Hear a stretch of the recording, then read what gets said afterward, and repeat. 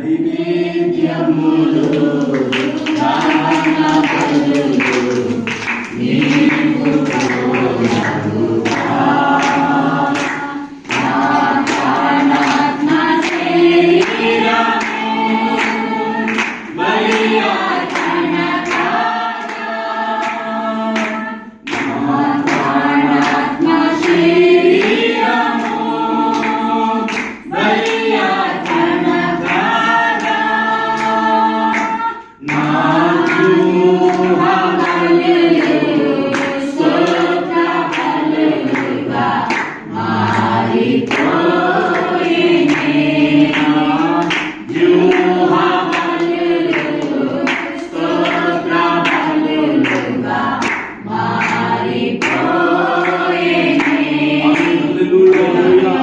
మంచిది ప్రియులారా, దేవుడు మనకి ఇచ్చిన ఈ మందిరానికి శుభ సూచనగా థ్యాంక్స్ గివింగ్ ప్రేయర్. హల్లెలూయా. మరి మందిరం చాలా నిండుగా నడిపించబడుతున్నప్పుడు, మనకు మందిరం లేనప్పుడు ఒక్కొక్కరు వెళ్ళిపోతున్నారు అన్నప్పుడు, మీరు ఎప్పుడైనా బాగా నీళ్లు నిండుగా ఉండి అంచు నుంచున్నప్పుడు గబాల్ని ఇరిగిపోతాం ఎప్పుడైనా గమనించారా?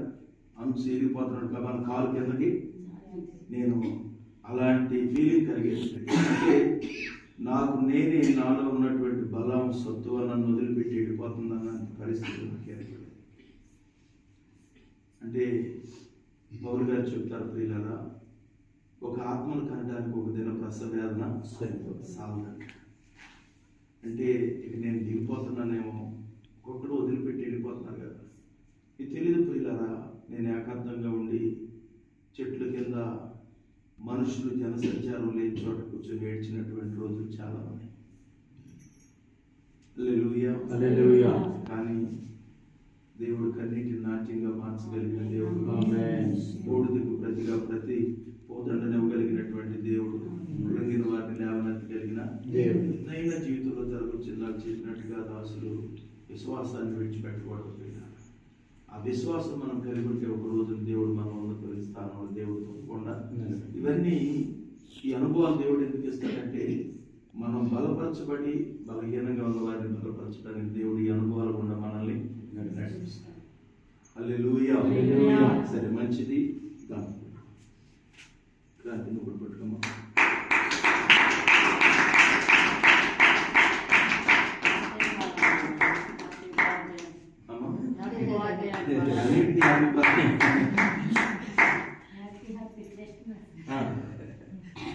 నీకే మొత్తం